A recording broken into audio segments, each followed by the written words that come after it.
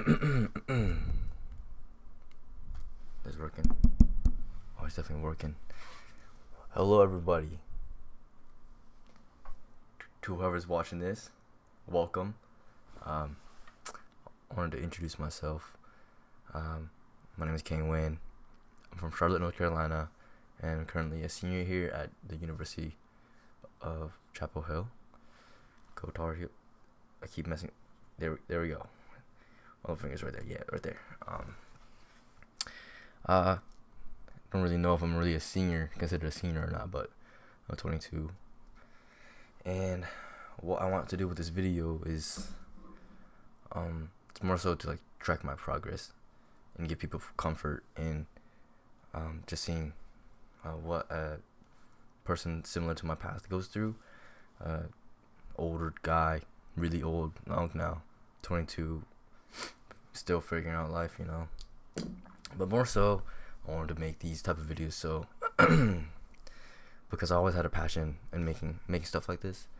Not really camera work, but making vlogs and edits and like color grading pictures and whatnot. And I just really like this, really enjoy my student life. Talk about like where everything started. We can start in community college, like just talk more academically. So I went to Central Piedmont. It's a community college in Charlotte, North Carolina, and I was working a lot, and at the same time trying to balance school and whatnot. And I'd say the load was pretty manageable. Like I really enjoyed it. I was kind of burning myself out with work, but I did really enjoy the student life. And I did this during summer of 2023, and then winter and following spring. And this is where low-key like all fell apart right here, right? So around February is when I started applying to more colleges. I didn't really apply to much places. I applied to this awesome place right here, and NC State, and I didn't really want to try UNCC because it just wasn't on my list. It was like a last option for me. Same thing with Asheville or App State. Same thing. But it was that February. Started applying everywhere. By that, I mean 2 places, and this is where my heartbreak happened. Ended a long-term relationship. It was pretty bad. How that summer during the heartbreak and then during community college it is the beginning of my downfall. I had a really rough time navigating my feelings and whatnot. At the same time, just trying to stick through it, trying to grind it out, because I'm pretty sure I got my admission into UNC. Hooray! I think like ending of March and then beginning of April, around that time. But for context, my breakup happened beginning of March. I got into UNC, but I knew at this time I had like attention issues and whatnot, and I got through, and I told myself I need to not stay home and back in Charlotte, and need to go to someplace else. NC State also reached out. They were like, "Oh, can you send your current grades?" And I was just like, "Yeah, it's no way," because it kind of went like downhill. So I moved out. My parents were pretty sad about that. They're excited that I got into UNC actually, but pretty happy that I got into a college. Probably like I'd say at the moment, like the proudest moment of my life was getting into Chapel Hill. And I was calling everybody. I was calling my mom. I was like, "Mom," or in Vietnamese, "Mom, I just got into UNC Chapel Hill." She was like really, really happy. I told everyone in my family, and then they were just proud. That was a good moment. So I moved out in July. I started living myself. Kind of harsh. I'm not gonna lie. There was like a buffer between that July moving out and stuff like that, quitting my job, and then it was like a giant time of just like me in my room by myself. Like I don't really know anybody. It just like I'm stuck in there. I was journaling. I was just always stuck in my thoughts during that time. It wasn't the greatest, but it is what it is, right? Fall 2024 semester rolled around, and I'd say this is probably like the lowest I've ever been mentally and physically, because it was just like a new environment, right? I struggle living with myself only because I didn't really know how to like utilize like mental health tools. I knew how to cook. I knew how to like take care of myself, right? Self-care. I know how to do all that, but taking care of myself mentally, I was never taught these things, so it was pretty hard. During this semester, I actually met like a great group of people. They're all super nice, very, very welcoming, and just really good people. I'd say this is, reflecting back on it now, it wasn't the best college experience, honestly. Especially forced myself to move out like that during such a big big emotional thing that happened. I just like blamed everything on the heartbreak with my academic issues. I didn't really know if there were really any other ones, because all I could think about was the heartbreak. It was so unmotivating to see work in front of me, and then all I could think about is the heartbreak. And I'm just like trying to do things, and tears roll up out of my eyes. That winter break was okay. I went back to Charlotte. Spent 3 weeks to a month there. I spent a lot of time with my family, actually. That was good, man. Spring 2025 rolled around, but this semester was actually a lot better. I met even more people. I was kind of okay with where I was at mentally. I'd say not so academically. I'd say I got over it. I was doing pretty good mentally. This is the point where I started to get over everything.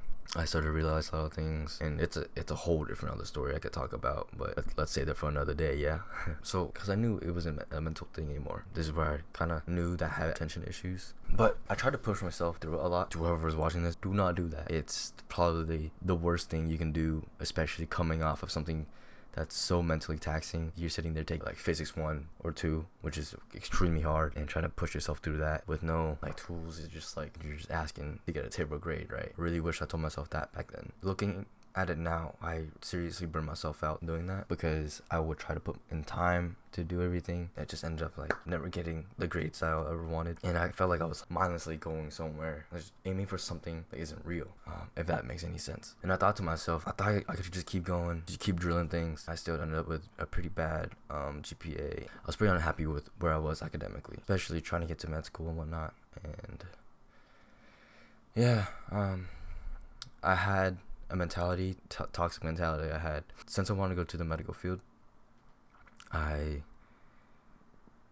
went to like the top choice I had, which is dermatology. And well, wow, everyone wants to do that, right? Good work-life balance, and then good pay as well. I really wanted to go. I had this mentality of telling myself, oh yeah, go big or go home, right? But obviously, look at me now, like, and I tried to like see comfort, Googling and whatnot, and be like, hey, are people on the same path as me, blah blah blah, help other people, right? They seriously don't even know if med school is for them. And getting into med school with like a lower GPA, there's many stories out there that gave me comfort. It was like, yeah, I mean, I had a really low GPA, it wasn't as low as mine, and I still got in. It's more about how you do the interview, what your MCAT score is. Even like with all those stories, I still second guess myself. I kept asking myself if this is actually something I want to do, and to sacrifice my happiness, you know. This is all because like way back then, I always knew, even in high school and whatnot, I wasn't the sharpest tool in the shed. I'm more of like a hard worker when it comes to getting things done. I work pretty good under pressure, especially with my procrastinating. If it's like 11:59 like deadline, right? Yeah, I'm hustling, throwing everything out the window, like zoning out, get this thing done. That's just always like the way I've worked. It's obviously a problem, right? Summer 2025 rolled around. I was taking classes at Here Still, living in my old place. Tried to not get housing with 30 old men. It's not a good experience. But while taking classes, this is where I also started to go to therapy. I use this thing called CAPS. It's like counseling and psychology services. Due to school, like I said before, I didn't really have the mental tools to really navigate my feelings like that. It actually really helped me process what my feelings were and like what happened in the relationship, because I was never really able to get closure for myself. I don't know, I was pretty lost. But I'd say like I just got over it naturally, I guess. And I started using this tool to navigate my attention issues as well. It helped in a tremendous amount. I'm really thankful for that. And then I got okay grades in those 2 classes I was taking over the summer. Unfortunately, I wasn't able to afford a ADHD test. I was also planning to go to Vietnam for the second half of my summer. I'd say this trip actually helped me a lot. For context, in 2023, before her and I broke up, we went to a Vietnam trip together, and we planned with my family to go to like Saigon and stuff, revisit the same places and walk around and give me like, all these memories and whatnot. Just a little spill, and it gave me a lot of perspective about family bonds and myself. It just made me realize, oh, I'll be okay. I'm going to be okay. And I also got really close to my little brother. It was really awesome. But then fall 2025 rolls around. I'd say at this point, I was really happy with my social life, but not so academically, obviously. And I can say that I was burnt out. I was very burnt out at this point. As I said before, I kept trying to drill things through, even though, like, you know, super hard having these attention issues. And the things I was learning no longer interesting me. I was a biology major before. I knew if med school had 3 times like the load as what I was taking right now, I would never make it. You could kind of say that I got weeded out. But I really asked myself why I wanted to go to med school in the first place, right? Like I said before, it was that go big or go home mentality. Don't do that. Do not do that, alright? I want to make my parents proud, and it was my top career choice. But I realized that I can make my parents proud in a different way and also keep myself happy at the same time. I've always been interested in physical therapy, but I was scared it wouldn't really fulfill what I wanted to do, especially if I chose this path, as in if I like actually choose it, right? In the end, would I feel like I missed out on going to med school and whatnot? And it's just those feelings where that trips me out.